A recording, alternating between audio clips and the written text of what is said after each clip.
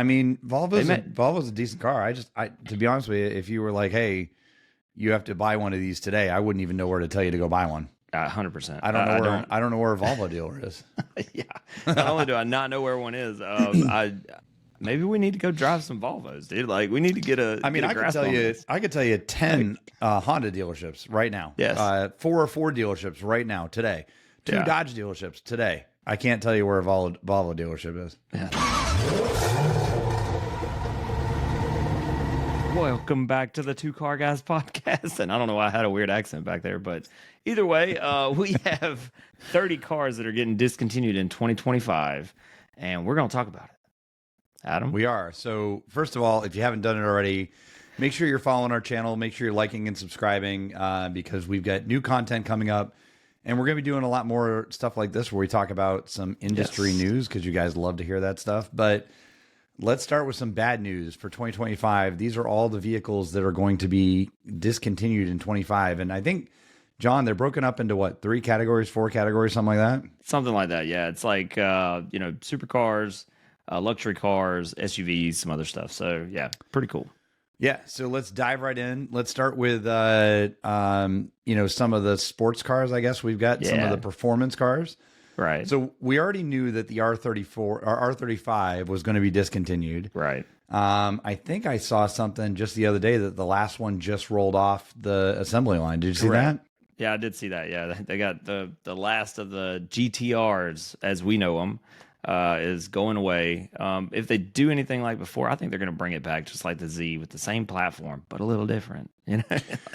Yeah, I think they're probably going to do. I've heard a rumor that they're going to do an R36. I would love to see it look more like the R34. I think the Skyline. It's funny. I was watching Doug DeMuro earlier, and he was talking about how the market's crashing for some of these different vehicles, and he thinks that the market for the Skylines is going down because there's just a flood of them coming into the States right now. Absolutely. One of the other things too is like the competition's really heated up on comparable cars in that price point, and the price of the GTR has gone through the roof. Like, whew. I mean, 65 grand got you one back in what 2009. Yeah, and it ran this long over. That's amazing that they were able to keep it going that long. But then I think a base car at this point was well over 100 grand. So that's something. Yeah, it's definitely interesting because we're seeing them go up in price, but not necessarily go up in value, right? So that's kind of crazy. Yeah. On the list, though, the Porsche Cayman and Boxster, the Ferrari Roma. I think we already knew that. Yeah. I don't feel like the Ferrari Roma was very popular. The SF90. I think we talked about this the other day. The SF90 is one of my favorite styles of cars. Yeah. Beautiful car. Absolutely gorgeous. I hate that it's leaving for what's replacing it, to say the least. We can all agree that razors don't belong as cars, or however you want to say it. But if you don't get that joke, you need to look at our TikTok because we've got some really great comments. The comments on our latest post on there. So absolutely. We got the Bugatti Bolide that's leaving. I don't know that I've ever seen one. Oh no, I did see one at Goodwood Festival of Speed. I mean, okay. But it's getting replaced by something crazier and crazier from Bugatti. They got the Turbulent. I can't say that word. Turbulent. Yes. Then you got the Maserati MC20 that's leaving. I mean, same but different. It's coming back, but the new one that's coming out looks exactly like the MC20. Identical. They just named it something different. Yeah, it's like, I got the new model. Ooh, fancy. I hope you didn't trade your MC20 in on the new MC. I hope you didn't either, because you would have lost everything. You lost your shorts. Oh yeah. So you go in, you lose 100 grand instantly, and then you buy that other car and lose another 100 grand because what's money mean to you, right? Right.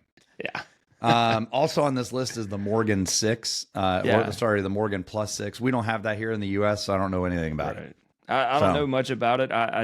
I did actually talk to a guy the other day that had like Morgans and like special Morgans and all this stuff, and he was telling me the different things about them, and they're really neat cars. It's not really something I would aspire to own, but it's a really cool car. It's a very cool car, and the frame of it, I don't think it's made anymore from English wood, but the frame of it used to be made from wood from England, which was kind of cool. I think that's still a thing. Like I do think that's still a thing on some of the older, like not older, but on the platform. I still think they're doing that. Yeah. Super cool. So the next category here is luxury cars. So we got 13 of these guys. There are a couple on here that surprised me, and I think one's left off of here, which is kind of interesting. But the Audi A4, the Audi A5 Coupe and Cab, the A7, the Q8 e-tron, which was not a good seller anyway. Yeah. Not a good X4. Yeah, right. Yeah. The X4, the XM base V8 model. So they're still going to make the XM. They're just not going to make the base model anymore. Right. The Lexus RC, the Lexus LC Hybrid, the Lexus IS, and then the Cadillac has got two. They've got the XT4 and the XT6, and then Infiniti Q50, was it the QX50 and the X55, and then a Genesis G80 EV. So the Genesis G80 will still be around, but they're getting rid of the EV side of it. So the common theme here is in the luxury market is, let's see, one of these, two of these, three of these, four of them are all EV related. Right. One of the things you're going to see though on the Audi side, I believe, is they're bringing in the hybrid versions of those in some way, shape, or form. Is my understanding, just from stuff we've heard, being in that tuning group. But I've said it before on the channel. I'm a big fan of the hybrid when it's used appropriately. Correct. Right? Like on the BMWs, when it's used to close the performance gap so that you can, have basically instant throttle response. So you've got no turbo lag. I'm all for that. I agree. I'm not a huge fan of the technology from a maintenance standpoint and longevity standpoint, but as far as what it can do on a performance aspect, I do like that portion of it for sure. Yeah. Then 10 mainstream cars that are ending in 25. These are kind of interesting. The Chevy Malibu, we already knew that one was going to come to an end. The Ford Focus, I thought they stopped making that car a while ago. I thought Ford stopped making anything that wasn't an SUV, like an SUV, truck, or Mustang. Yeah, and the Mustang was their only car, so yeah, I thought it must make it in other countries. I'm betting that's what it is. That sounds right. That's fair enough. Yeah, and then the Subaru Legacy, the Nissan Versa, the Nissan Ariya EV. Never heard of it. Nope, never heard of it. The Alfa Romeo Giulia gas. The Alfa Romeo Stelvio gas. So that means they're going all EV. Terrible move, Alfa. Bad move, Alfa. Because you guys don't sell a bunch of cars now anyway, so you guys are going to go double down on EV. Just talk to the people over at Porsche. Ask them how that's working out. Yeah, and they should know. I mean, like, God, I think that they dove too deep in, and now it's too far in, and they can't back out. You know what I mean? You're gonna take and you're gonna do an entire EV change and not give anybody a gas option. That's terrible. Horrible. Yeah. Terrible. Horrible. And you got rid of the most interesting car you make, the 4C. Yep. The 4C was good. They say that every petrol head needs to own an Alfa. At this point, I'm never going to own an Alfa. I wanted a Giulia Quadrifoglio for a while. And they made a Giulia in the UK that was the GT3 car or GT4 or something like that. So sick. Oh. That I would drive that car tomorrow. It's 500 and something plus or 600 and something plus horsepower. A guy here in town actually converted his to that full body kit and everything. Yeah, and I was like, dude, it's a great looking car. Good look. I like it. Volvo S60, V60, Volvo S90, V90. I got to be honest with you. We don't talk enough about Volvo. Volvo's got a really, you want to talk about just a clean car design. Their interiors are beautiful. Their exteriors are very well done. What was the car? The Polestar? That was pretty cool. Yeah. Like that was a pretty neat little platform. Was it? Yeah. Maybe I'm wrong. But it was something like that. They had a cool looking body that I thought was nice. But I mean, Volvo's a decent car. To be honest with you, if you were like, hey, you have to buy one of these today, I wouldn't even know where to tell you to go buy one. 100%. I don't know where a Volvo dealer is. Yeah. Not only do I not know where one is, I maybe we need to go drive some Volvos, dude. Like we need to get a. I mean, I could tell you 10 Honda dealerships right now. Yes. 4 or 4 dealerships right now today. 2 Dodge dealerships today. I can't tell you where a Volvo dealership is. Yeah, same, man. We need to find one. Maybe We're going to hunt down the last and remaining go drive Volvo dealer and do it. Yeah, absolutely. Hey, you know what? About. You know what's even more rare than a Volvo dealership? A Mitsubishi dealership. And found one. John and I found one in Chattanooga, and I about died. I didn't even realize they were still around. Dude, I was just hoping to pull up and it'd be like like the classic relics, and then you got like the all the Fast and Furious cars lined up. I just don't think about Mitsubishi. Mitsubishi was hot when they were making like the Eclipse, and then they turned that Eclipse into like an SUV, and it was just it just shows making wrong decisions on cars, what direction your company can be. Because had Mitsubishi capitalized on it and kept the going, only thing I can think that Mitsubishi makes anymore that sticks out in my head is that little egg-looking car. Have you seen that? Nah, it's like it looks like a smart car, but it's a Mitsubishi. It's terrible. Oh yeah, that sounds not great. No, it's terrible. It's terrible. And then the Acura TLX. I'm actually a little surprised by that. I really like the TLX. That's a really cool car. When it came out, there was a lot of mixed reviews on it. I think a lot of people thought they were going to kind of retro it and do like other manufacturers been doing. They did not. They did not. No, it did not go well. No, so. And it's interesting because I saw a Honda Pilot today for the first time in a while, and I loved it. I hadn't seen one with the new it was like in a military green color. It had like off-road tires on it. It was actually pretty good looking. It's interesting because a lot of these brands are simultaneously retiring the old car and launching the new car, right? Yeah. So the replacement's already out. So it's funny that we say, oh, well, this is, getting rid of this and getting rid of that. But yeah, the truth is something's there behind it. It's just like the Maserati MC20, and it's like going to be the MC20. But yeah. And it's interesting too, because the other vehicle that I think we're going to see them kill quietly is the Cybertruck. That didn't even make a full year of production, and they're already saying that just the environment with, the resale of those vehicles just dropping like stones, they're probably going to go ahead and kill that too. Now, I will say there is rumors floating around about a potential for a new Cybertruck. And if the new Cybertruck looks like what they're talking about, I'd be interested to drive it because it looks like a Baja truck on steroids, which is awesome. That'd be cool. That'd be really cool. I mean, I thought the Cybertruck was pretty neat. I liked it because if you park it in my garage, it would be the polar opposite of anything in there. Right, but you wouldn't buy one. That's the whole point. But I wouldn't buy one for that, just for that. You know what I mean? Yeah. It's just not worth it. There's a rumor the Camaro's coming back. That'd be kind of cool because for right now, Chevy doesn't have a muscle car anymore. Yeah. I never really considered, I guess I did consider the Corvette a muscle car, but I always saw like the Camaro to be their muscle, and then you had the Mustang, because I never really compared a Mustang to a Corvette. I always thought like a Corvette was a tier above it, I guess. I agree. Kind of, I thought the exact same thing. And then I actually just watched a video on the GTD, going to the Nürburgring and, that whole competition between it and the Corvette. And it was interesting because they were saying the same thing. Like, we didn't really compare them, but Camaro's gone. And now we're comparing like the GTD versus the ZR1X and the ZR1.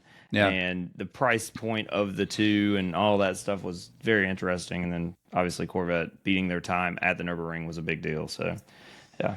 Yeah, it's interesting because, again, I didn't consider those two to be rivals. I don't see them as being the same type of car. I see one as being a muscle car and the other one being a sports car. Yep. And, especially now that you've got the mid-engine, I feel like they're definitely not in the same class. Right. But it's interesting because I know 2 people now who have taken delivery of a ZR1 and have sold it to get a GTD. Yeah, but they're also probably making a chunk of change in that sale. Not if you're buying a GT. Yes, you're making money. So let's say you bought the ZR1 for $200, and you're able to sell it for $300. Right? You're making $100,000. Yeah, but the GTD is $300,000. But you're ultimately getting $100,000 discount on the GTD. Yes, right? Yeah. That part's good. That's the good part. Yeah. You know, so I don't know. Yeah. I don't know either, man. I would make that trade personally. I would keep the ZR1 or the ZR1X, but well, I mean, you know. I think you gotta. I think we here at Two Car Guys, we need to drive both and make up our minds ourselves. I agree. Ford, reaching out to you.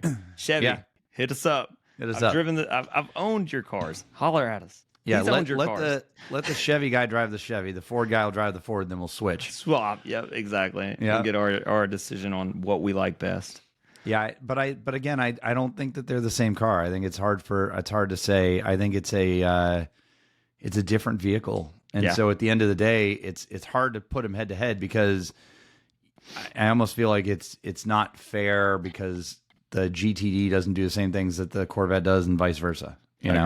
I agree 100%. I think they're two totally different platforms and totally different setups. Your buddy Tim Kanuskis will bring back some Hellcats and start putting Hellcats in the new word on the street is the Viper is coming back. Yeah, I heard that. That's too. Word on the street, and I'm in all the Viper groups and all the stuff. They just bought back a whole bunch of, and this is just from one dude, and it's the same guy that sunk all the engine Bugatti. blocks. It's the exact same guy that sunk the Bugatti in the Galveston Bay. Is it really? Yes, I'm friends with him on Facebook, man. It's really neat, and he's actually got a short thing, and y'all can check it out. It's called Sink or Swim. Check that out. It's pretty raw, but he's a good dude. Like it's funny. He doesn't care at all. He got 2 cease and desists from Dodge as well on that video. So well, he had like something like 50 engine blocks or something crazy in a container. He bought them all from Prefix when they were going out of business, when they were closing down after production of the Dodge Viper ended. And so he bought all their engines, all their cores. And then they didn't have them to give back to Dodge. And Dodge was like, well, I'll buy them back. Can you get me in contact with him? And he's like, oh, yeah, I've been holding on to those. God, could you imagine that phone call? I'll be like, sir, you know all those engine blocks you got? We need all of those. Yes. Yeah. Can you imagine that payday? Just for holding on to some chunks of metal. This is not, no shade on Dodge, but this is not outside of their playbook, right? I mean, the Dodge Challenger Charger is built on a Mercedes, E30 chassis or something like that. Yeah. Right. It's built on an old taxi cab that they still use today in like Russia. Yeah. And that was what that car was built on. And so what's hilarious about that is Dodge is not above taking something that's 20, 30 years old and making something out of it. I'm surprised that they just didn't go back to the well and try to build a brand new Viper. So why use the old engines? Why use the old technology? Yeah. So one of the things I think I saw with Dodge is that oh man, I lost it. I lost it. I had it right there, and I don't even remember what I was going to say. But no, like I hope they bring back the Viper. I think that would be absolutely amazing. I know you hope. So here's the question, right? If they bring back the Viper, let's say it's sub 200 grand, V10, 1,000 horsepower, right? You selling your Viper? I'd keep mine and then just buy that one. Why? If I could financially do that. Why? I mean, if it's because even right now, if I could get a Gen 5, I'd probably still keep mine. What? Yeah, I'd convertible coupe. I'd have both. I don't know. All right. Yeah, then that one's got the sentimental value and all the other blah blah. I hear you. But at the end of the day, I think it'd be cool to have 2 Vipers in the garage. Why not? Yeah. So. Yeah. All right. But. All right. I don't know. I mean, I think if they brought it back, 1,000 horsepower, V10, did something crazy with it, I'm probably still not a Viper customer. I will be on the first list. But I mean, you got to think my first supercar, or whatever, my first cool car, not first cool car, but first like crazy car was the Viper. So I would consider that to be a muscle car. I disagree, but that's okay. Why wouldn't it be a muscle car? It's all muscle. I think that thing doesn't that thing run on like firewood? You just feed it whatever. Yeah, whatever. It'll eat it. I feel like it runs on firewood. Yeah, exactly. It's very much brute. And that's the best part about it. But that's what muscle cars are about, right? I mean, that car's not your car specifically is not winning on the track in the corners, right? It's just the ACR variant of it was the ACR extremely variant. capable. Yes. Extremely capable. Right. And that was based on that same platform. So they built the convertible first and then brought the coupe out using the same frame. It's not any stiffer. It's just got a top on it. That's the difference. Yeah. It's pretty crazy. But yeah, anyways. I don't know. I'd be interested to see if they do bring that car out. I also saw a rendering. I don't know if I'll be able to find it, but I also saw a rendering of what the new Camaro could look like. Yeah. I'd love to see that come back. I'd love to see a muscle car come back into the Dodge brand outside of the Viper. It's a side story though. Do you think that muscle cars have kind of died though? I mean, like, I don't think that. Do you think it's still as popular as it was 3-4 years ago, right? To buy a muscle car. Yeah, in Atlanta. You think so? Well, maybe. Yeah, roll through Atlanta. How many Hellcats you see rolling through Atlanta? Like it's, I'm telling you, Dodge reinvented the muscle car era, like just culture. Yeah, right. I mean, everybody for not much money, you could get a car with a supercharger on it that had 700 plus horsepower. Yeah, and you could go running down the street like you're running from life. I mean, it was those things were crazy. You're running from life. You know, I love it. I mean, they were great. Yeah. And I mean, the thing is, right now you can get one relatively inexpensive, You're right. 30-40 grand, 700 horsepower. I mean, that's cheap. That's cheap horsepower. It is $1 per horsepower. It's not bad. Not bad. 60-70 grand into a Hellcat. That's a lot of horsepower for the money, especially, but I don't know. I feel like it's kind of died off a little bit, and maybe the Corvettes changed that a little bit. And I think that whatever any other brand comes out with like that, because I mean, you see a lot of Corvettes now. You do see a lot of Corvettes, but I don't think Corvette customers are muscle car customers. But you've also always seen a lot of Corvettes. Like, it's not like it's a new thing. Like, I think it's a new thing. I mean, I've been going to car shows, especially around Atlanta, Cafe and Octane, all that stuff for quite a while. And Corvettes, you'd have the occasional Corvette guy here and there. You'd have now they feel like they're in that C7s. next level, right? But yeah, I mean, now you've got a mid-engine car that people will say, "Oh, I think that looks like a Ferrari." Or, I think that looks like they think it looks like an exotic, right? Yeah. And it's got the performance of a mid-engine car. And now, if you're in the ZR1, categories, you're 1,000 horsepower. Now you're pushing supercar territory, right? Yeah. So, I mean, at the end of the day, Corvette to me has always been a really great sports car brand, right? Okay. And I'm a fan of it as a sports car. I've never seen it as a muscle car. Okay. Muscle to me was always Mustangs, Camaros, Chargers, or Challengers, right? I agree with that. I mean, I agree with that. Yeah, 100%. Lots of horsepower, little brakes. Yeah. Lots of horsepower, little brakes, skinny tire. Skinny tire. Skinny tire. Yeah, I mean, you look at what was that? The Grand Tour episode where they went to Detroit, right? Yeah. And they did the Mustang, the Camaro, and the Demon, right? Yeah. And I mean, that was muscle cars. To me, those were muscle cars. 100%. And that was the pinnacle of muscle car, because you had the Demon, the Exorcist, and the Ready to Rock version. Yeah. Yeah, the RTR, that's right. Yeah, I remember that. At the time, I don't think it was a great episode. At the time, I don't think the GT500 had come out yet. Right. But I tell you, if they had the Super Snake, and then the other two versions, that would have been a pretty cool episode. That would have been cool too. Absolutely. But Ford is quietly building like crazy muscle cars right now. Yeah. They just talked about the Dark other Horse. day. I saw one today. The Dark Horse. Yes, that's a new Dark Horse car, dude. It is. I was like, it's got like downforce on the sides and all kinds of crazy stuff. It's extra, neat, man. Like, and I'm not extra splitter in the back. I'll be honest. I've never really been a Mustang fan. Never been a Camaro fan. Never really been a muscle car fan. And I guess unless the Viper's considered muscle car, then yes, I've been a muscle car. I feel like it is, right? Because, but yeah, I feel like that fits the category. You slap through the gears, right? It's got tons of horsepower. I mean, it's just. I don't know. Tell us below. What do you think? They built that frame to throw the largest engine they could possibly put in there. Yeah, you know? It's like we're gonna put a V10 in this. A V what? Yes. Sure, we can't fit a V12. Nope, V10. I think that's the max. Yep. Yeah, dude. That dealership down the street still got that Viper truck for sale. Oh, the Viper truck? Yeah, the red one. Dude, I like the Viper truck, man. Like I do too, but it's not a very popular vehicle. They're, you know, it's funny because like they've always been a lot cheaper than the Viper cars, and then in the last couple of years they've kind of seen a big jump up. And I mean, you can get into a Viper truck for like sub 20 grand at one point.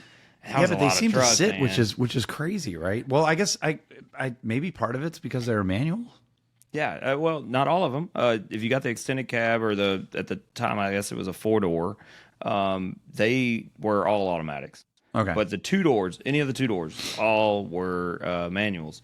But I'll tell you, man, I've driven the Viper truck, and with old tires on it, it's worse than anything I've driven. You can spin that truck around in like 2 seconds by accident. There's a video I watched a long time ago of a guy that's like trying to do a burnout in a Viper truck. The red and he one. literally just burns out and then ends up in the ditch. Yes, exactly. Yeah. But I mean, like just taking off from a stop sign, like it's, you know, it's got the Super 60 rear end in it, and then it's real, you know, quick first gear, just like the Viper car. But you don't have anything in the back. So the truck's so light that you're just smoking the tires every time. Yeah, I know. You know, ever since the modifications you and I did to my truck, right? I mean, I'm 500 and change horsepower now, almost 600 horsepower in that truck. And God forbid it rains. Oh, you know, if it rains and I'm on a hill, if I don't have that thing in all-wheel drive, you know, or 4-wheel auto, right? Yeah. If I don't have it in 4-wheel auto, that thing will just spin going up the hill. Dude, I was driving Jessica's Bronco Raptor, the Braptor, the other day, and I bumped a button or something, and I locked the locker in the front in a parking garage. And we're having to make those turns, you know, and it was just like, ee! I was like, what the heck is going on? I put it back into whatever. I had to cut the truck off and cut it back on to get it out of this mode. And I was like, this is ridiculous. But you should have that straight up locked in. That crazy turn mode in there too. Have you seen that? Yes, there's a button on the dash where it'll lock the tire of the it'll lock the rear tire of the direction you're going in place, and it'll like literally just turn on itself. It's pretty cool. That I should mess with that. I haven't touched any of that stuff. I'm waiting until we do the experience in Vegas, and then I'm gonna play around with it. I want to take it off. When are you doing the experience in Vegas again? In November. Yeah. Okay. So yeah. So speaking of experiences, so we've got some things coming up. Yes. In the next few weeks. John and I will be going to Petit Le Mans. Yes. See you there. Come join us. We'll also be attending, or at least one of us will be attending, the block party in Atlanta for the F1 race in Austin. Yep. And then hopefully both of us will be at the F1 race in Vegas. So we'll see how that works out. That would be cool. That'd be a ton of fun. Yeah. Maybe we'll see you there. Maybe we'll see you there. If you guys have other things that you think would be cool content for us to go see or do, shoot us a note. Let us know. Let us know. We have 2 cars coming to the channel that we're going to review. That'll be in the next couple of weeks. I'm very excited about that because I've driven one of them already. I've yet to drive the other one. I am very excited because I think it's going to be just a fun video to make. It'll be fun. And it'll be in partnership with one of our friends to help us do that, so it'll be pretty cool. Absolutely. At Petit Le Mans, my car will be on display at the right here at the BMW booth.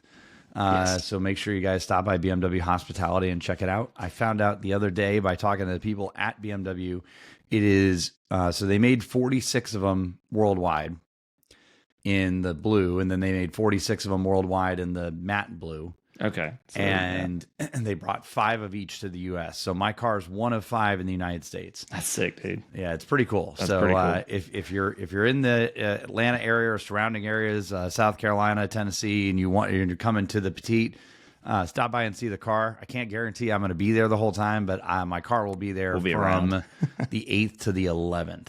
Yeah. So it'll be pretty cool. Yeah, it's going to be awesome. Absolutely. Yeah. Yeah, man. But other than that, man, that's all I got this week. I know it's a shorter episode than we usually do, but hopefully that's good for you folks. We hit all the high notes, I'm sure. We hit all the high notes. I did want to mention a quick thank you. So we got a note the other day that we got some of our results back for our podcasts across the world. Yeah. And so we've got some great feedback. Thank you so much for listening to our videos and listening to our podcasts, and let us know what we can talk about that you guys might be interested in. Just leave a comment below. Yes, we appreciate you, every single one of you. So thank you again. We'll see you on the next one. Peace out. See you guys.